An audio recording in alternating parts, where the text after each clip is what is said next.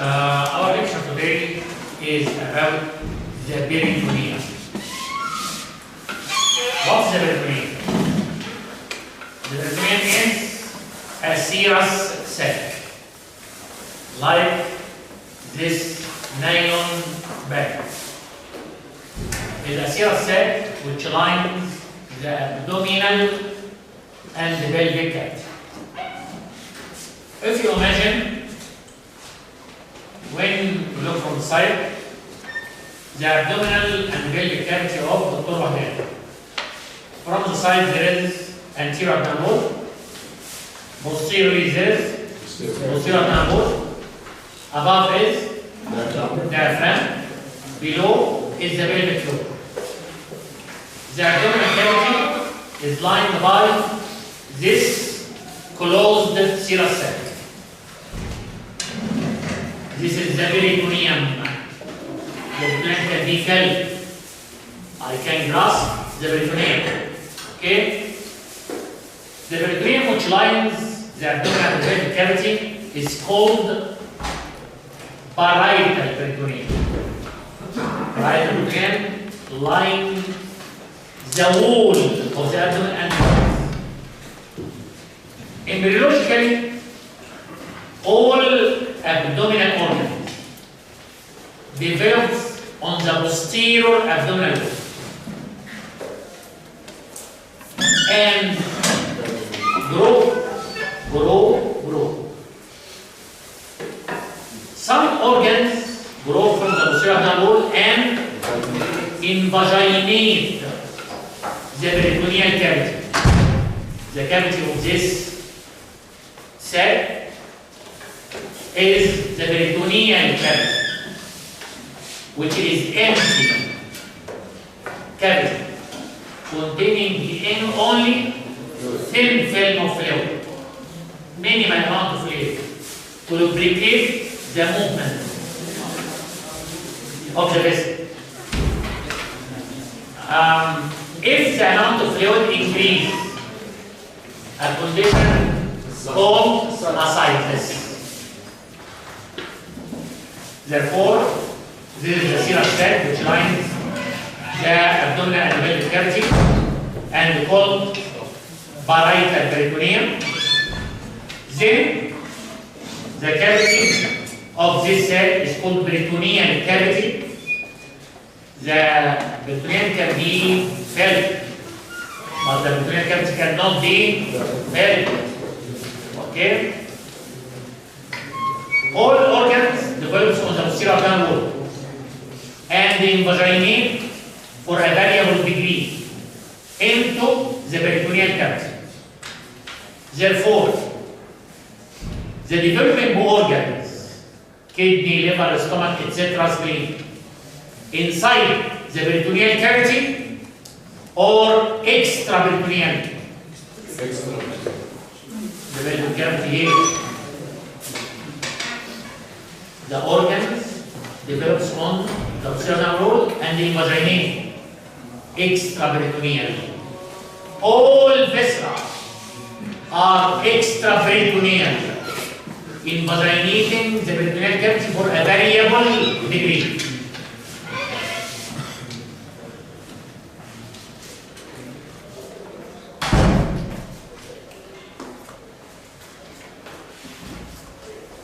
In this drawing, the organs of the posterior abdominal wall and project for a variable degree inside the peritoneal cavity. Some organs, like the small intestine, transverse colon, sigmoid colon, invaginate the peritoneal cavity and becomes suspended to the posterior abdominal wall by a mesentery. If the organ invaginate markedly the peritoneal cavity and becomes suspended into the peritoneal cavity, this is called mobile, very mobile organ like small intestine, transverse colon, sigmoid colon, stomach, but the organ is extra-peritoneal. It invaginate, taking a fold peritoneum and becomes mobile. But some organs invaginate the peritoneal cavity for a minimal degree. Therefore, it becomes covered only with peritoneum from anterior and on the sides. These organs are fixed structure, like duodenum, like ascending and descending colon. All these structures are fixed to the posterior abdominal wall and covered with peritoneum only from anterior and to the side. Therefore, it is called retroperitoneal fixed structure.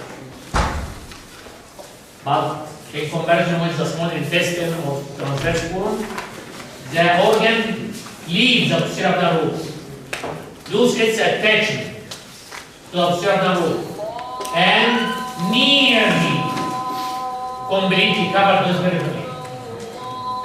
Okay?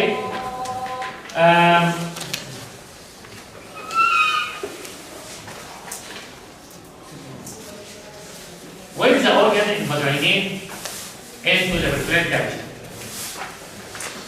if the fold of peritoneum suspending the stomach, it is called omentum, like greater omentum, lesser omentum, gastrosplenic omentum, gastrophrenic omentum, or ligament. Okay? If the fold of peritoneum is related to the colon, it is called mesoappendix, transverse mesocolon, sigmoid mesocolon. If related, example, to spleen or liver, the folds of peritoneum are called ligaments, peritoneal ligaments.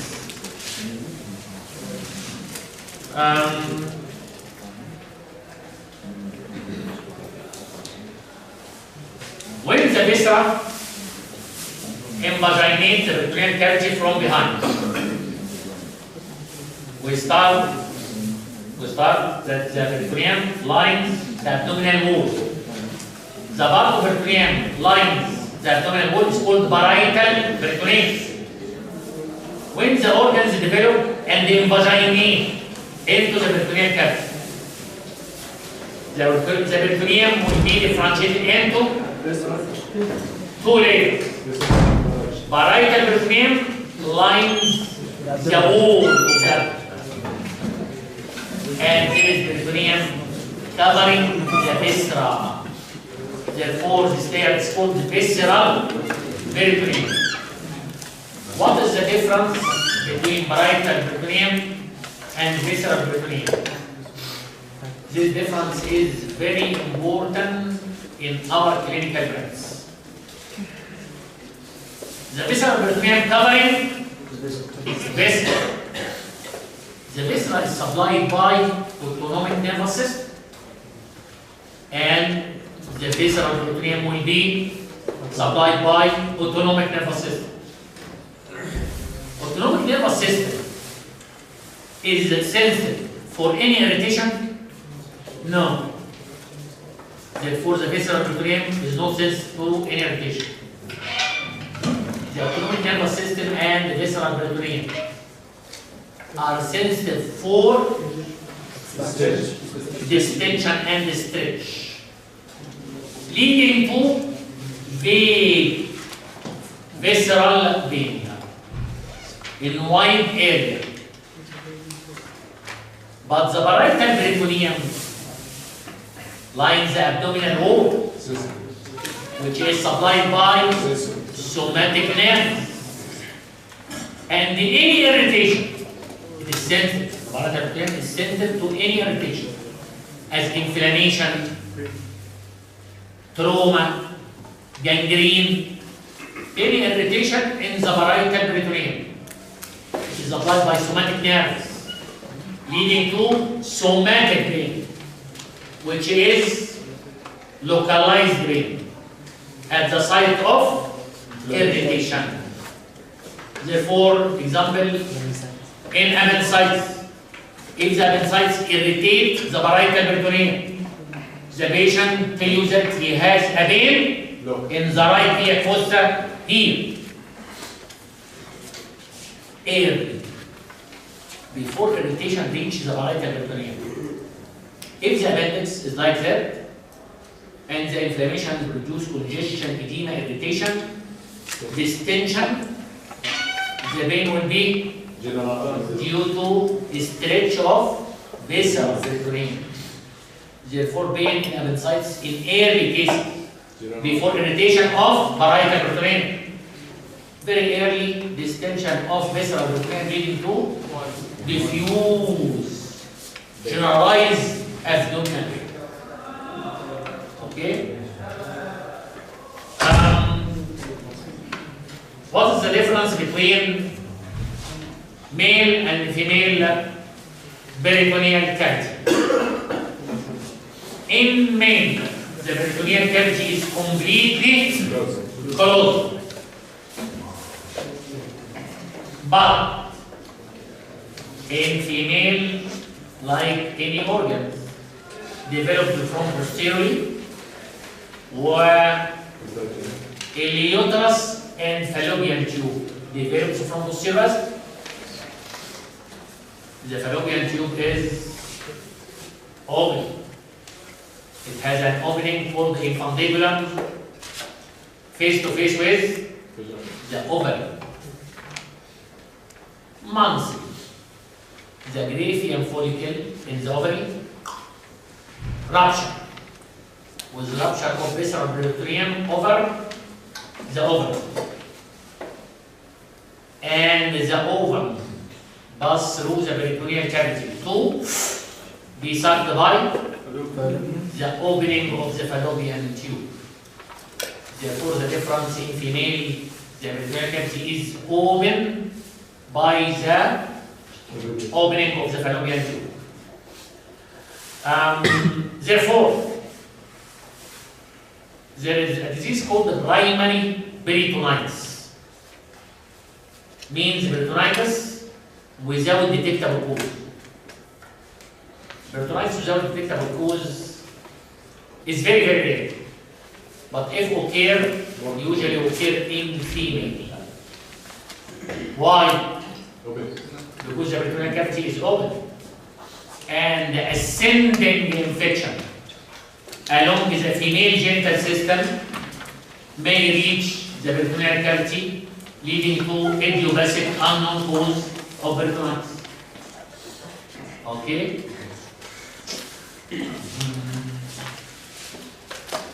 The peritoneal cavity is divided in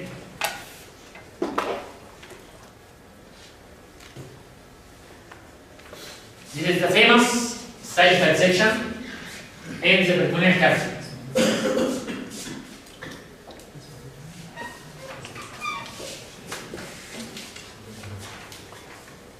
This is the anterior abdominal wall, and this is the posterior abdominal wall.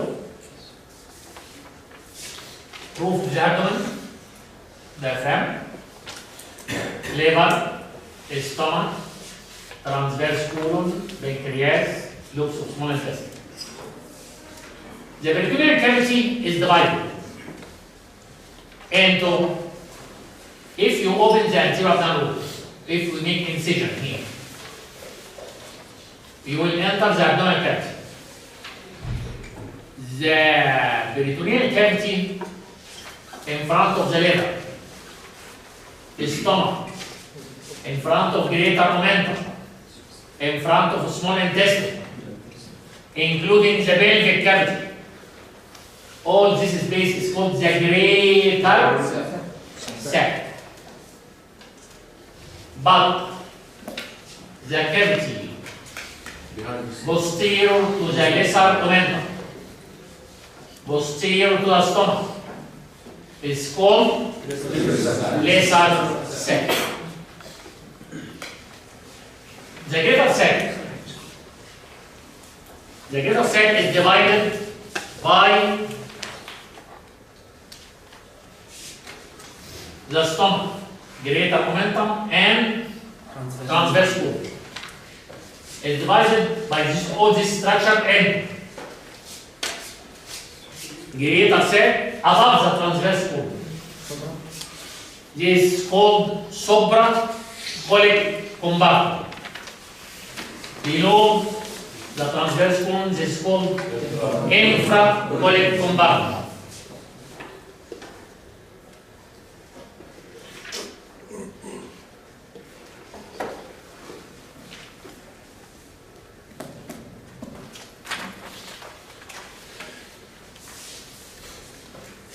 This is the transverse wall. The greater sac above the transverse wall is supra, while the part of the greater sac below is called infra. Colic compartments of the greater sac. Okay. The greater sac is completely separated from the lesser sac, except the famous opening, which is the foramen of Willis lobe, or epigloid foramen, or foramen to the lesser sac. This is a summary for the digital section: liver, stomach, greater omentum, transverse colon, pancreas. In front of all this structure is the greater sac. Behind the stomach and lesser omentum is the lesser sac, and behind the free border of the lesser omentum there is the connection between the greater and the lesser sac, which is called epigloid foramen, or foramen to the lesser sac, or foramen of Willis lobe. We all know the boundaries of the foramen of Willis lobe. What are the boundaries of the foramen of Willis lobe? Anterior is the free border of the lesser omentum, containing the famous three structures. Posteriorly, portal vein, and in front to the right, front and to the left, hepatic valve. Therefore, this is in this section. This is the free border of the lesser omentum, and this is the most posterior structure, which is portal vein. Posterior to the foramen of Willis lobe is inferior vena cava. Therefore, the foramen of Willis lobe between two large veins, inferior vena cava and portal vein. Below the foramen of Willis lobe is, what is this tube? This is the cut first part of duodenum. First part of duodenum. Above, what's above it? The portal vein enter the portal hepatis, and this is the part of the liver posterior to the portal hepatis. What is the part of the liver just posterior to the portal hepatis?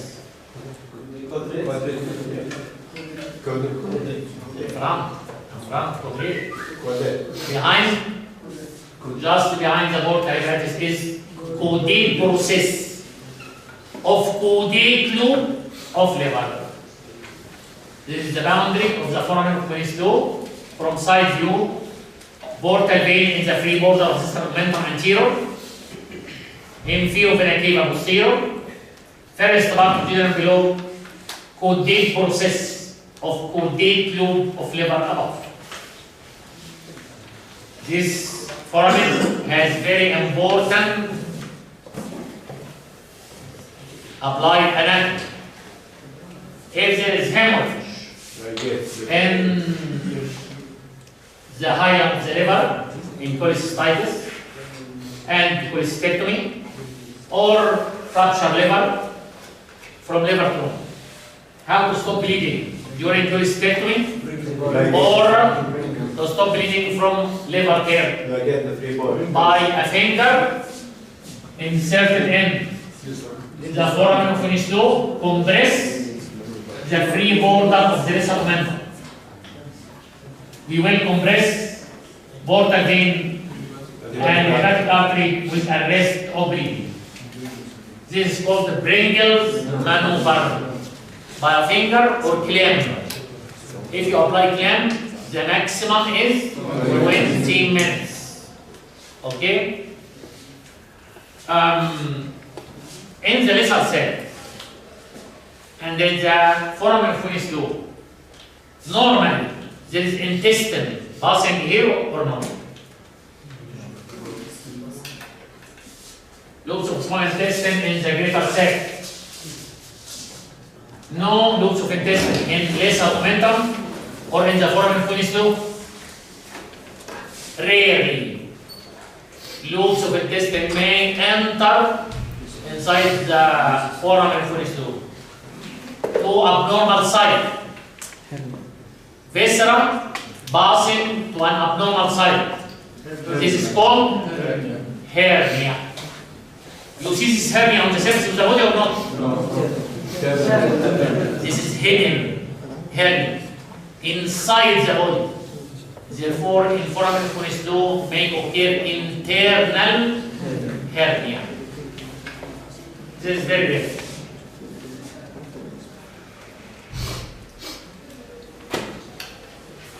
During the exploration of common bile duct, exploration is checked. There is problem in common bile duct. There may be stones or tumor, etc. I want to palpate with my hand during operation the common bile duct.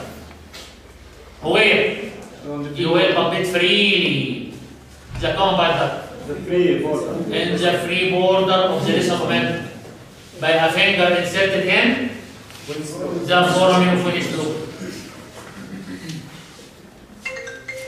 Put your fingers here in the foramen Finislow and palpate the free border of the omentum. You will palpate the hard stone, fibrous structure, tumor, etc. Therefore, the foramen Finislow and the free border of the omentum is very, very important in surgery. Arrest of bleeding, exploration of common bile duct, or maybe the site of internal hernia.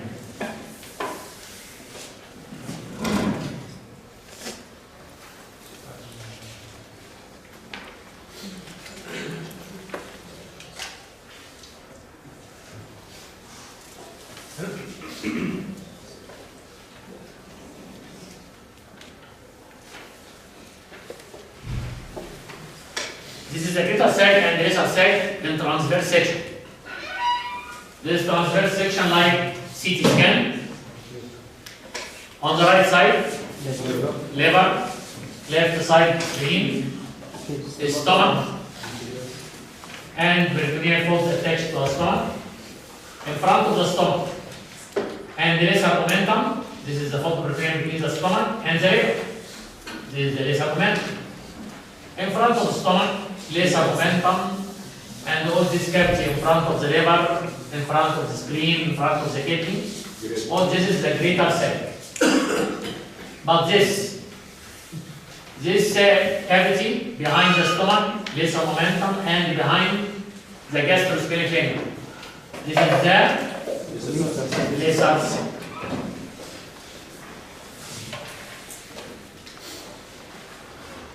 What is the function of the peritoneum?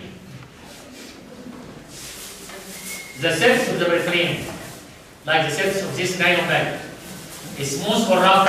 Smooth. Parietal peritoneum is very smooth. Visceral peritoneum is very smooth, and this allows free movement of mobile organs, free movement of small intestine, transverse colon, etc.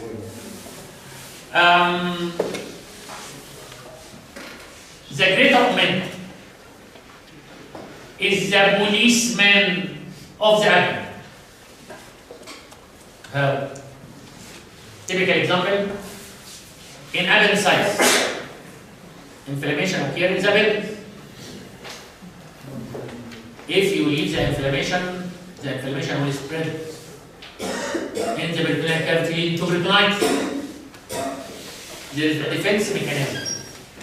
The greater momentum is attracted to the site of irritation. Therefore, if appendicitis occurs, the greater momentum moves towards the irritation to surround and to localize the irritation and to prevent the spread of infection. Therefore, greater momentum is called the policeman of the abdomen to localize any accident, inflammation, rupture, viscera, etc. The greater momentum will move, surround, localize the infection or the sepsis to prevent general peritonitis, which may be fatal.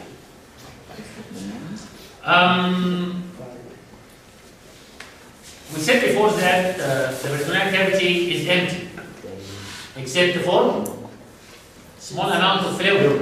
Who secretes this fluid? The peritoneum. The peritoneum secretes this fluid in the peritoneal cavity to facilitate movement between parietal and visceral peritoneum. The cells lining the peritoneal cavity is called the mesothelium.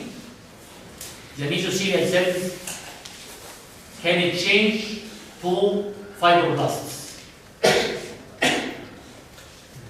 Why?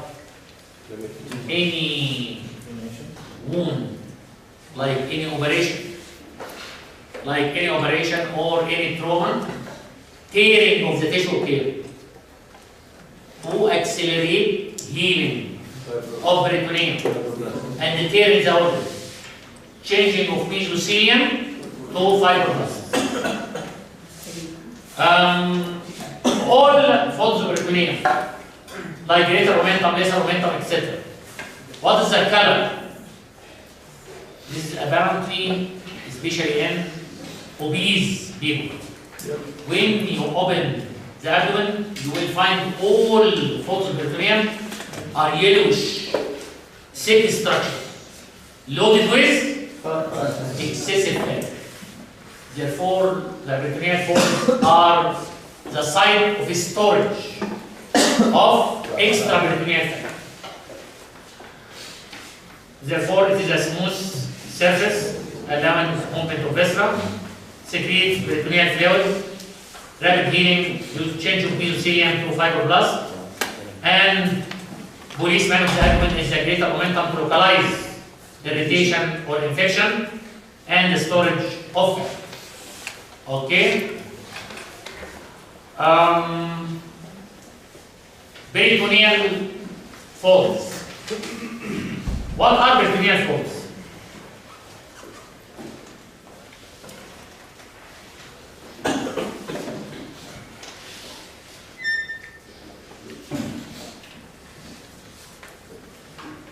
Peritoneal folds are two layers of peritoneum. All peritoneal folds are formed of two layers, except greater momentum, containing 4 layers. All peritoneal folds containing blood vessels, autonomic nerve fibers, lymph vessels, and lymph nodes. Beside the organ, the peritoneal folds are the passage through which passing these vital structures, blood vessels, lymphatic drainage, venous drainage, autonomic nerve supply, from the posterior abdominal wall to the organ. We said before that the organs depend on the posterior abdominal wall. During development, the organ take its arterial supply, venous drainage, lymphatic drainage, autonomic supply. when the viscera invaginate into the peritoneal cavity. The invaginate alone or with its arterial, venous, lymphatic, nerve supply. With all this structure. How all this structure passing from the posterior downward to the organ? Passing through the false peritoneum. As we did before, the mesentery of small intestine. The mesentery of small intestine contains jejunal and ileal vessels, arteries and veins, mesenteric lymph nodes and lymph vessels, autonomic nerve supply, and containing the jejunum and ileum. Therefore, the mesentery containing an organ, jejunum and ileum, and between the two layers, passing all the structures needed for this organ, like arterial supply, venous drainage, lymphatic drainage, etc. Okay. We start by the false peritoneum related to the stomach, which are called omenta. Single is omenta, but the false peritoneum related to the stomach are 4. Therefore, they are 4 omenta. We always start to explain the peritoneum and to understand the peritoneum. Start the peritoneum from the stomach. The stomach is covered with peritoneum from anterior or posterior? Both. This is the peritoneal covering of the stomach from anterior and posterior aspect. The peritoneal covering the stomach extend upward and to the right to reach the vortex to form this ligament or this omentum, which is called the lesser omentum. Okay? First of all, we have this. What is the attachment of this omentum? The lesser omentum is attached downward and to the left. Downward and to the left side. It is attached to lesser curvature of the stomach and other borders of first inch of first part of duty. The momentum passing upward and to the right to attach it to the liver. The attachment of the liver to the liver, like when you hang yourself. The hanging rope, like that, from the roof, the rope suspended, and then rounded to surround your neck. This is like the rope to hang yourself. What is the attachment? The area below which is rounded around the vortex. And our small facial for ligamentum venosum. Therefore, this is the facial for ligamentum venosum, and this is the vortex. What is the attachment of this omentum to the right side? No attachment. To the right side, the anterior layer become continuous with the posterior layer to form the free border of the lesser omentum. This is the anterior layer of the lesser omentum, and this is the posterior layer of the lesser omentum, and this is the free border of the lesser omentum. Because the anterior layer and the posterior layer are continuous. And here the 3 famous structures: portal vein, hepatic artery, common body. Okay?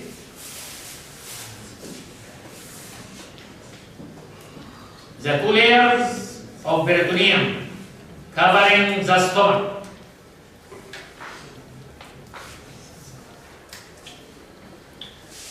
The 2 layers of peritoneum covering the stomach descend downwards How many layers? Two layers. The 2 layers descend for a variable distance. Then curves upward and backward. Curves upward and backward. Till they meet the transverse groove. Stop here. The 2 anterior layers and the 2 posterior layers. These 4 layers are called the greater omentum. Therefore, the greater omentum is the only fold peritoneum forming of 4 layers. 2 anterior descending layers and 2 posterior ascending layers.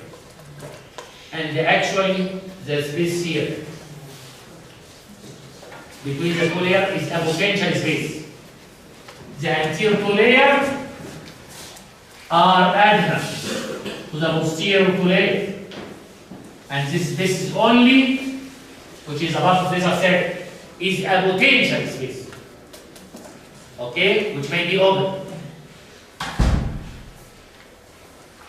The greater omentum is attached to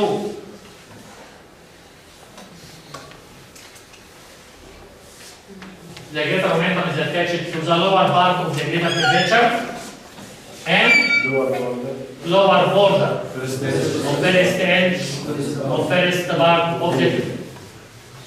Okay? Then descend the anterior 2 layer, posterior 2 layer. Finally, the greater omentum becomes attached to what? Bravo. The greater omentum ends here by splitting to surround the transverse groove. Here end of greater omentum. And the 2 layers continue after surrounding the transverse groove. Continue upwards, upwards, upwards, to become attached to the anterior border of pancreas. This new fold of peritoneum between the transverse colon and the anterior border of the body of pancreas is called the transverse mesocolon. Therefore, the transverse mesocolon is continuation of greater omentum. Okay? You should understand that the peritoneum is continuous. No interruption in the peritoneum. The 2 layers reaching the pancreas, where they go? Split. One ascending layer upward to form the posterior wall of this cell, and another reflected below the pancreas, down, to become the posterior wall of the greater cell. Okay? The peritoneum is continuous. Okay? Never interrupt. We return to the stomach. Therefore, the most important and the largest folds of peritoneum related to the stomach are the greater and lesser omentum. The 2 layers surround the stomach from anterior and posterior, extend to the left side, to the hilum of the spleen, to form this fold of peritoneum, which is gastro-splenic ligament or omentum. Continue. How many layers is the gastro-splenic omentum? 2 layers. The 2 layers reach the hilum spleen. The posterior layer reflected on the pancreas. And the anterior layer surrounds the spleen and become reflected backward in front of the left kidney. Therefore, there is a fold of peritoneum formed of 2 layers as usual between the hilum of the spleen and the front of left kidney. This new fold of peritoneum is called splenorenal ligament or lienorenal ligament. Okay? Finally, from the fundus of the stomach. From the fundus of the stomach, the two layers of peritoneum of the stomach are attached to the undersurface of diaphragm, forming this new fold peritoneum between stomach, which is called gastro, and diaphragm, which is called pharynx. Therefore, this fold peritoneum is gastropharynx ligament. Therefore, there are four folds of peritoneum related to a stomach: greater, lesser omentum, gastrosplenic ligament or omentum, and the gastropharynx ligament or omentum. These folds of peritoneum containing what? All these folds of peritoneum, as usual, contain extraperitoneal fat, blood vessels, lymph vessels, and lymph nodes, autonomic nerve fibers. What are the vessels passing in the greater omentum? Right and Left and the right gastrophil, passing between the anterior two layers. Passing between the anterior two layers. This vessel on the greater curvature between the two anterior layers. Left and right gastrophil. Okay? The lesser omentum containing what? right and In right. the three borders, most important. The three structures. Besides, on the lesser curvature passing these vessels, which are left and right gastric vessels with the autonomic nerve fibers, gastric lymph nodes, vagus nerve, autonomic nerve fibers, etc. What are the structures passing in gastrosplenic ligament? Gastrosplenic. What are the structures? This is the passage, the marrow. This is the passage between hyena of spleen and the stomach. What are the vessels passing from the splenic artery to the stomach? Short gastric vessel and left gastrophil. Therefore, the gastrosplenic ligament contain short gastric and left gastrophil vessels beside the lymph nodes, etc. What are the structures related to splenorenal or lienorenal ligament? The most important structure is tailpancreas, gastrosplenic, splenorenal or lienorenal ligament is the vessel between the posterior abdominal wall and the spleen. Tailpancreas passing from the posterior abdominal wall to the spleen. Okay. Vessels. What are the vessels passing from posterior abdominal wall to spleen? Sure, is splenic artery and its vein. Splenic artery and vein. Plus lymph node called pancreatico-splenic lymph node. Beside extraperitoneal fat, autonomic nerve fibers, etc. What are the folds of peritoneum related to the spleen? After the stomach, leave the stomach, we enter in what are the folds of peritoneum related to the spleen? Gastrosplenic and lienorenal or splenorenal ligament. And this is a third peritoneal fold. Third peritoneal fold in which the spleen rests and sleep here. A fold of peritoneum between diaphragm and the left colic flexure.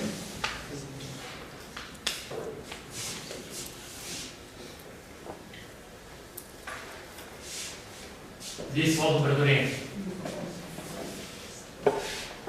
You can increase when you study its length here between diaphragm and left colic fracture. Therefore, it is called the freno ligament. The importance of this ligament is the spleen, rest and phrenic ligament, directing the spleen in its direction. The long axis is directed to the right iliac fossa. Therefore, during the splenomegaly, where is the spleen allowed? In the direction of its long axis. Downward to the right, to the direction of the right iliac fossa. Directed by this ligament. Phrenic.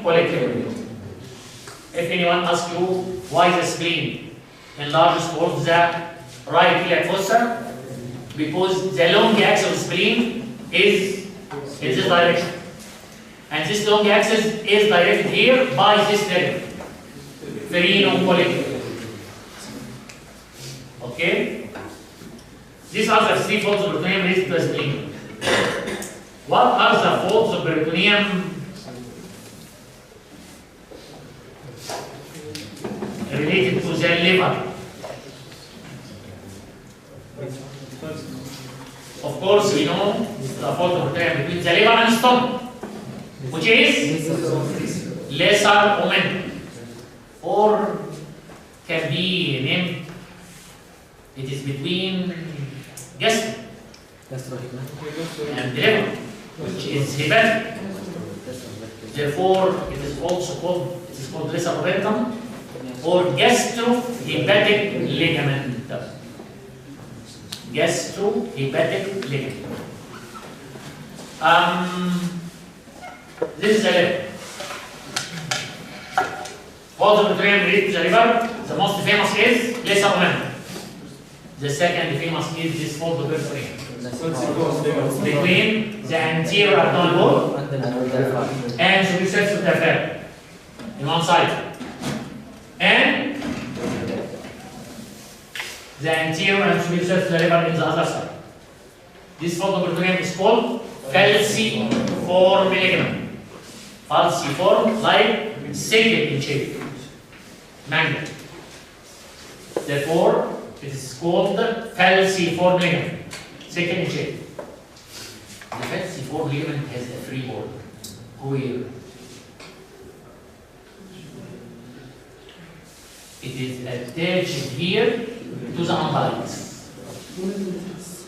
From the umbilicus to the liver, in the free border of the falciform ligament, passing ligamentum teres, surrounded by lymph vessels.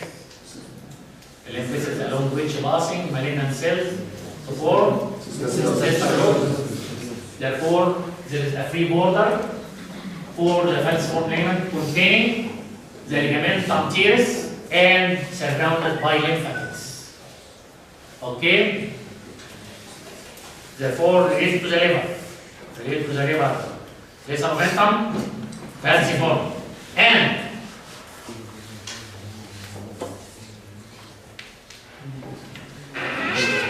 when the peritoneum of the lesser omentum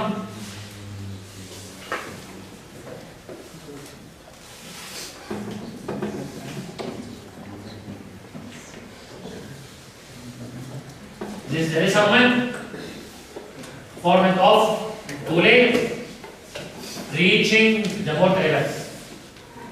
The two layers separate to surround the liver. The anterior layer surround part of the inferior surface, surround the anterior surface, surround the superior surface, then reflect on the under surface of the diaphragm to form the superior layer of coronary ligament. The same occurs for the other leg. the less omentum, the posterior layer passing posteriorly. Surround the inferior surface, posterior surface, they reflect. Reflect on the undersurface of the diaphragm to form this layer. This layer is inferior layer of coronary layer. Therefore, this is the two layers of coronary layer. Reflection of peritoneum on the posterior surface of the liver. The layer above is superior layer of coronary, and the layer below is the inferior layer of coronary. And of course, we know that this area of the liver is? This is the main area of the liver related to diaphragm. The two angles of the coronary ligament. If this is the coronary ligament, the two angles of the coronary ligament are triangular in shape. The right triangle is called right triangular ligament, and the left triangle is called left triangular ligament. Therefore, this is the reflection of the peritoneum at the level. From point in shape like that. Superior layer of coronary, inferior layer of coronary, on the angles right and left triangular ligaments. Therefore, all the peritoneum related to the liver are all called ligaments. Gastrohepatic ligament, the same as the lesser omentum, and falciform ligament, coronary ligament, right and left triangular ligaments. Okay? Folds of peritoneum related to the large intestine, which are, and will be explained in the large intestine.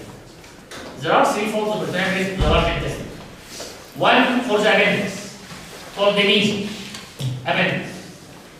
One for transverse colon, transverse meso colon, and one for sigmoid colon, called sigmoid meso colon. Of course, the female genital system has folds of peritoneum, mesosalpinx, mesometrium, etc. And with this will be commented on female genital system. Okay? These are the folds of peritoneum inside the abdominal cavity. Okay? After these folds of peritoneum,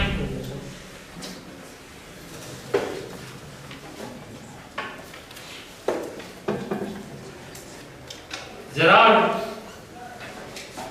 four longitudinal grooves on both sides of ascending and descending colon. If this table is the posterior of the angle,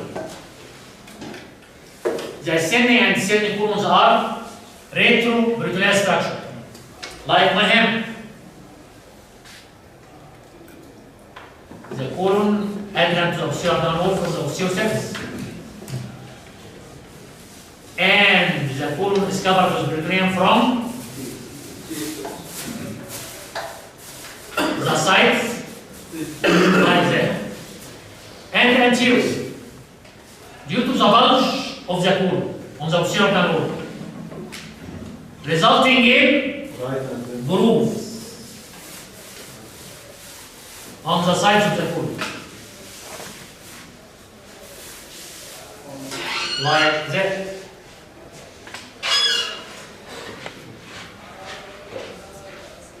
This is the ascending colon. This is the descending colon. On the sides, there are two grooves related to ascending and two grooves related to descending. These are called paracolic. Besides the colon, paracolic gutters. The paracolic gutters, what is the name? of these gutters. These two are called right, and these two are called left. These two away from the middle line, lateral. Why these two are towards the middle line? Median. Therefore, there is a right lateral paracolic gutter.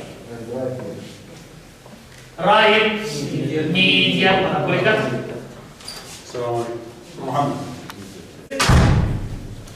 Left lateral paracolic gutter, and this is left medial paracolic gutter. Okay? The importance of these gutters discussed in the next slide. Paracolic gutters. If this table is the posterior abdominal wall, on the posterior abdominal wall, bulge and the invaginated peritoneal cavity, the ascending and descending pool, like my forearm, bulge on the posterior abdominal wall. The peritoneal cavity pass in the posterior abdominal wall and surround the ascending and descending colon in this manner. Therefore, the ascending and descending colon are covered with peritoneum from anterior aspect and the side. On both sides of the colon, there are grooves, longitudinal grooves, beside the colon. Therefore, these grooves are called paracolic gutters. The paracolic gutters on both sides of ascending colon. These gutters on the right side or left side? Right side. Therefore, these gutters are called right. While these gutters in relation to descending colon lies on left side. Therefore, these gutters are called left. The peripheral gutters away from the middle line, therefore called lateral gutters. While the inner two gutters are called near the middle line, therefore called medial gutters. Therefore, there are 4 paracolic gutters. Right, lateral gutter. Right medial gutter. Left lateral gutter. Left medial gutter. First of all, and the most important is the right lateral gutter. The right lateral gutter is closed or open from above. It is open from above. It's open from above with the supracoid compartment of the nasal sac. Any sepsis like irritation by leaking material from perforated duodenal ulcer. If the perforated duodenal ulcer occurs, the fluid descends. Meet the transverse route. The fluid will descend in the right lateral paracolic gutter. From lateral right paracolic gutter, the fluid descends from right iliac fossa to the most dependent area of the peritoneal cavity in the pelvis, which is the reflection of the peritoneum from rectum to urinary bladder in male, which is called direct to vesical pouch. And from rectum to to the vagina in female, which is called recto-vaginal pouch or Douglas pouch. Therefore, we should note that the right lateral gutter is open from above and open from below. Therefore, it is the passage of irritant material or any sepsis or any fluid from above the colon to the pelvic cavity, to the most dependent area in the pelvic cavity during standing or sitting, which is rectovesical or rectovaginal pouch, according to male or female. The right medial pouch is in contrast with the right lateral. The right medial pouch, open or closed from above? Closed from above by transverse colon and ascending colon, and closed from below by the mesentery, root of mesentery of small intestine. The left medial gutter is closed from above by transverse colon, but opened from below to the pelvic cavity. Therefore, malignancy perforating the colon or operation with leaking material from the colon may descend down to the rectovesical or rectovaginal pouch. The same is the left lateral gutter. The left lateral gutter is closed from above by this ligament between the left colon flexure and the spleen. Therefore, it is called splenocolic ligament or perinocolic ligament. It is attached to the diaphragm and the left colon flexure. Therefore, it is called the perinocolic ligament, and the spleen rests on it.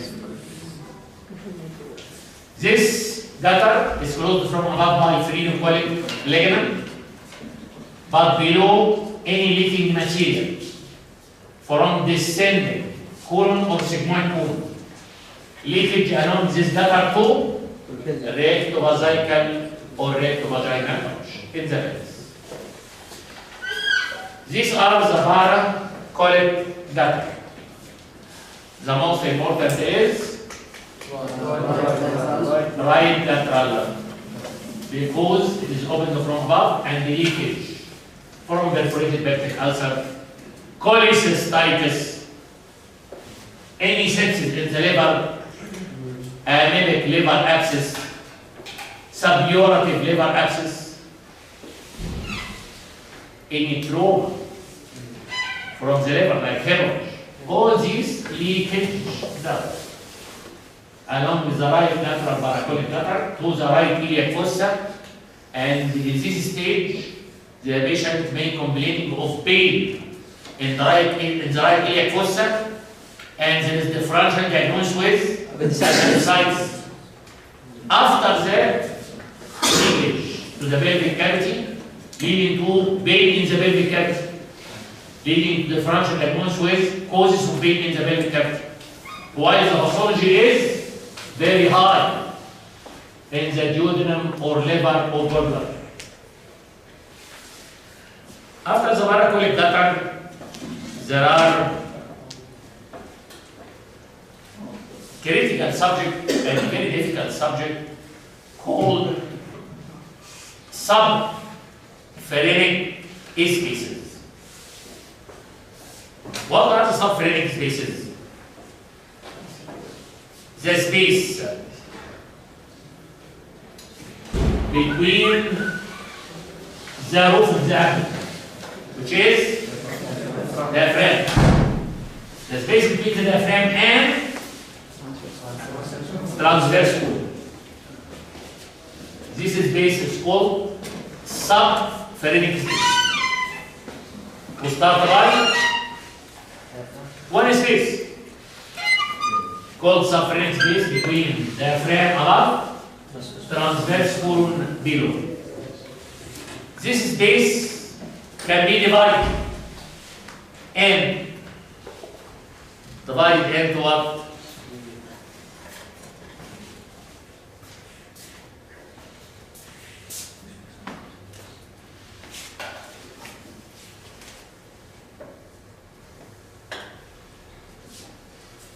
The liver passing between the diaphragm and the transverse colon. The passage of the liver here and the presence of the liver here, we can divide the subpharynx space in superior subpharynx space above the liver and inferior subpharynx space below the liver. Therefore, by the liver, we divide the subpharynx space into two. Superior subpharynx space above, inferior subpharynx space below the liver. Each space, the superior subpharynx and the inferior subpharynx, will be divided by this letter, which is attached to the liver. Each space can be divided into right and left space by the attachment of calciform ligament. Therefore, there are now 4 subpharynx spaces. Right or left? Right. Above or below? Above. This space is called the right superior subpharynx space. Right or left? Right. And below the liver. Therefore, it is called right inferior subpharynx space. Right or left? Left. Above the liver, called left superior subpharynx space. On the left side, below the liver, left inferior subpharynx space. Okay? The two opposite spaces, right superior and left inferior. Each one is divided by the attachment of a fold peritoneum. The right superior subpharynx space. What is the fold peritoneum attached here? Between the liver and the undersurface of the diaphragm. Coronary ligament. The presence of coronary ligament here in the right superior space divides this space into one anterior to the ligament and one posterior to the ligament.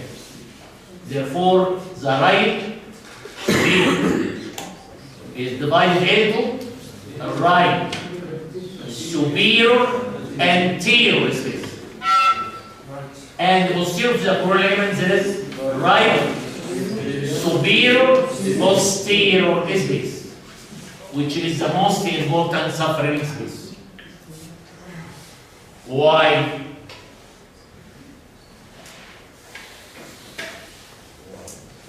This is a side view, lateral view. Lateral view and the cut section in liver, kidney, and the peritoneum here. This is the falciform ligament, reflection of peritoneum from the liver to diaphragm. This is the superior layer of coronary ligament. And peritoneum covering the inferior and posterior surface of the liver, and reflection of peritoneum on the diaphragm and kidney. Therefore, by the falciform ligament here, superior layer and inferior layer of coronary, there is this yellow space, which is right, superior, anterior space. This anterior, and the kidney is superior. This is the posterior abdominal. Therefore, this is the right, superior, anterior space in front of the coronary layer and in front of the area of the left. And this is the most important space, which is the right, posterior, superior space, right, superior, posterior space. This space is called Morrison's pouch. Or this pouch is formed by reflection of peritoneum from the liver to the diaphragm and the kidney. This reflection between the liver, hepatic, and the kidney, right kidney, renal. Therefore, this pouch is called also hepatorenal pouch. Therefore, hepatorenal pouch is the same as Morrison's pouch, which is the right, superior, posterior subphrenic space.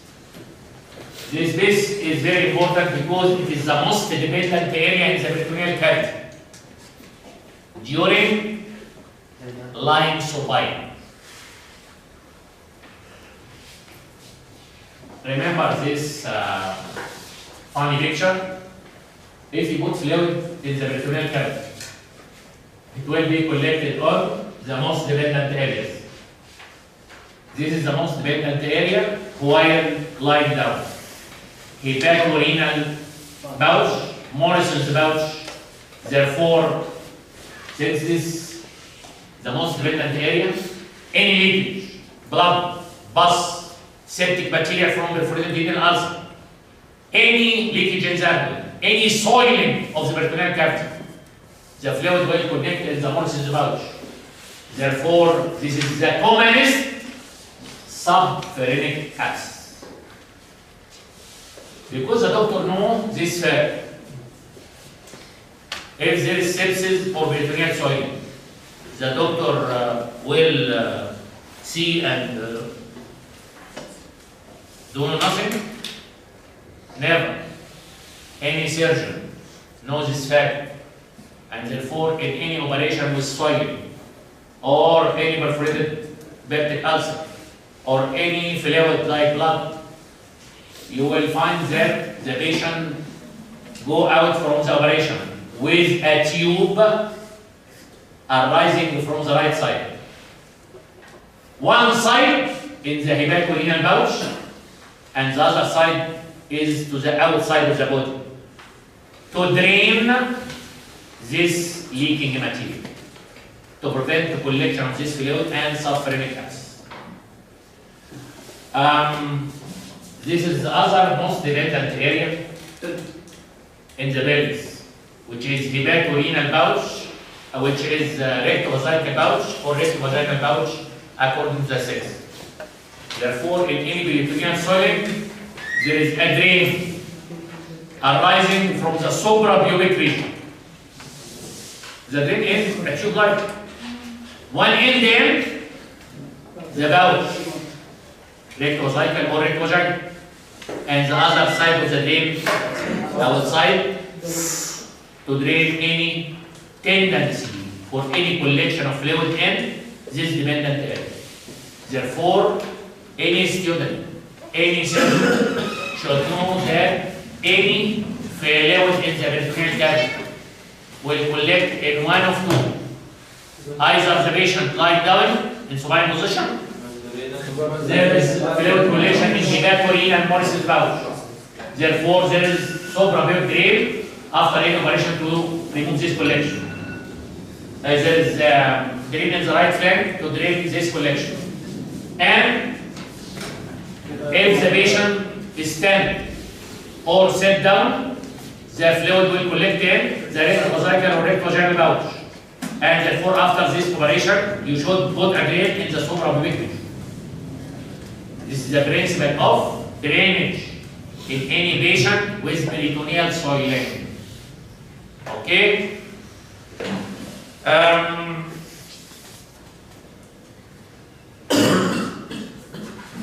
This yellow area is the right superior anterior space.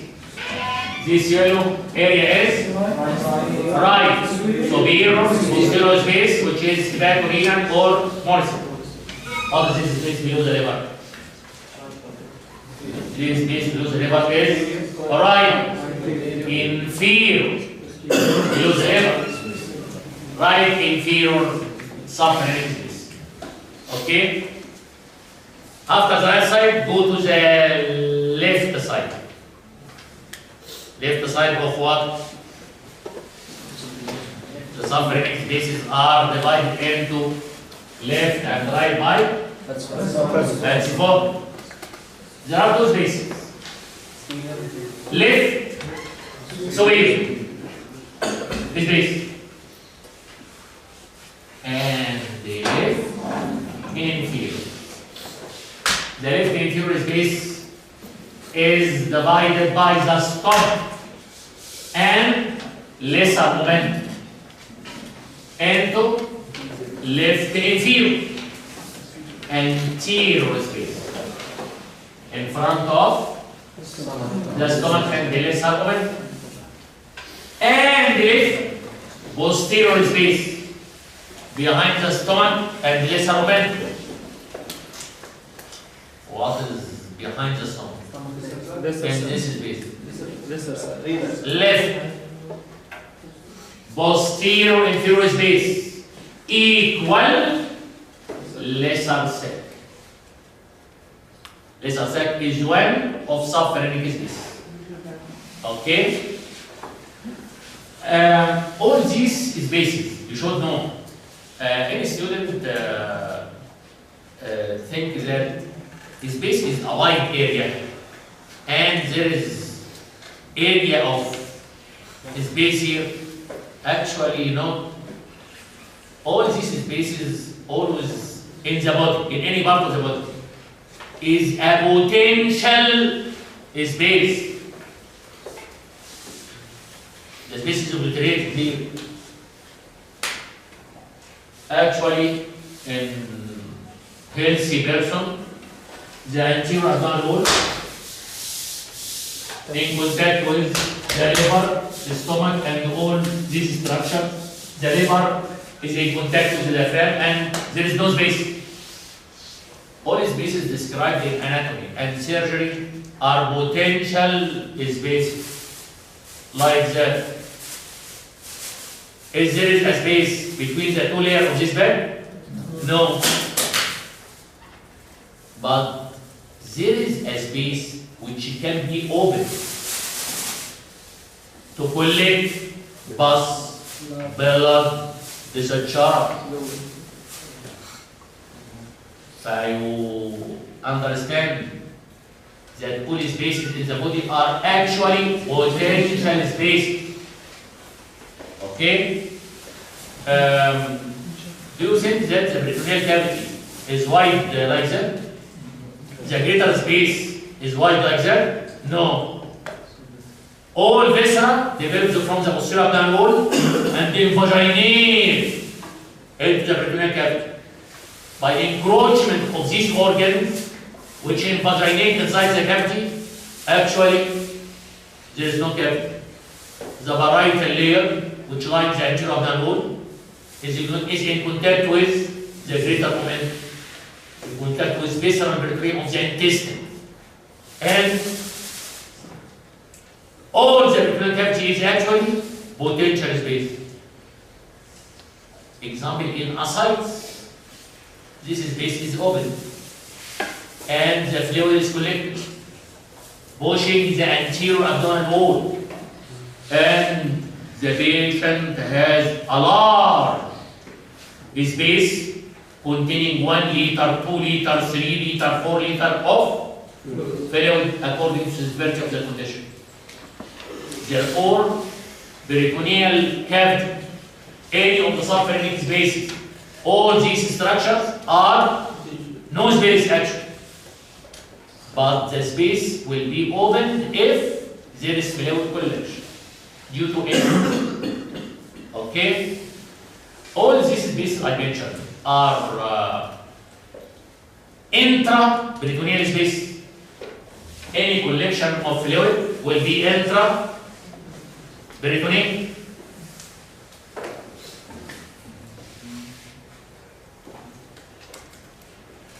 Like ascites, intraperitoneal.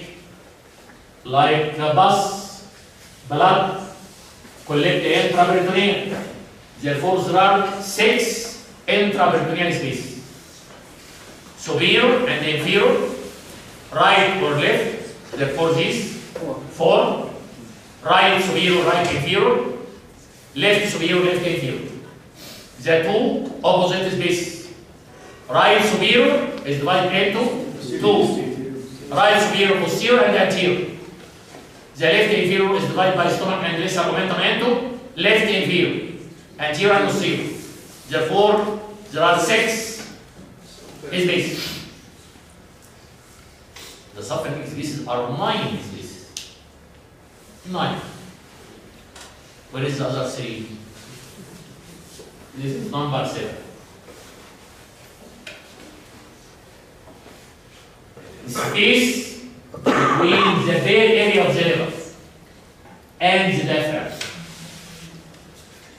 This bare area on the right or left side? Right. Therefore, it's called right extraperitoneal suffering space, because it is no space but subphrenic space may come from sepsis in the liver, suburative liver abscess, and open here in this extraperitoneal space. Or on the other side, at the upper wall of left kidney. This is called left extraperitoneal subpharynx space. And finally, between the 2 layers of this ligament,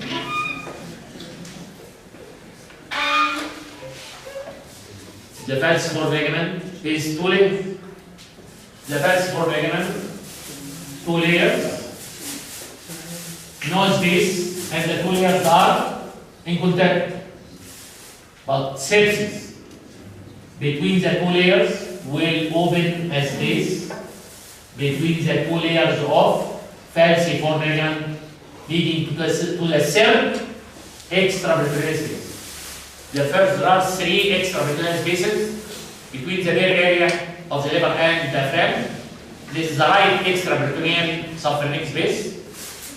On the same side, on the left side, at the upper wall of the left kidney and the diaphragm, called left extraperitoneal subpharynx space. And finally, between the 2 layers of falciform ligament, there are 6 intraperitoneal and 3 extraperitoneal subpharynx spaces. The most important is right superior, posterior space, which is Morrison's hepatorenal pouch. Okay? Finally, peritoneal recesses. During intrauterine fetal life and soon after birth, during infancy, there are certain depressions surrounded by certain peritoneal folds. These depressions are called peritoneal recesses, present intrauterine and soon after birth during the infancy or maximum childhood. But by growth, all these depressions and all these peritoneal small folds disappear. Normally, in adult life, in our age, no peritoneal recesses and surrounded folds exist. All these folds and recesses are located in adult life. But if persist, most probably all these recesses are present in relation to duodenum. And these recesses are called duodenal recesses. And around the cecum and called cecal recesses. And at the sigmoid colon, there is one recess called sigmoid recess. There are many recesses with many names, etc. Not important for you. All these recesses has clinical importance. The importance of these recesses. If these recesses persist and present in adult life, loops of intestine due to increased intra-abdominal pressure may enter in these abnormal sites. Lobes of intestine introduce into these recesses. This is some sort of internal hernia. There are paraduodenal hernias in the duodenal recesses, paracecal hernia in the cecal recesses, and sigmoid internal hernia in the sigmoid recesses. If internal hernia occurs in this side, or in the foramen inferior internal hernia, the diagnosis is only at exploration. Why? If there is internal hernia, the condition is usually silent until the loops of intestine are compressed, producing what is called obstructed or strangulated hernia. The loops of intestine becomes closed, the lumen is obliterated, leading to obstructed within some structure, and then blood supply of the intestine is included. It's called strangulated hernia. The patient presenting in the hospital by intestinal obstruction without detectable cause. The only diagnosis is exploration. You will find this rare condition, the recesses, example, persist, and the intestine present at abnormal site and compressed in a very rare site in the duodenal recess, cecal recess, sigmoid recess, or in the foramen inferior. Okay? These are the importance of recesses.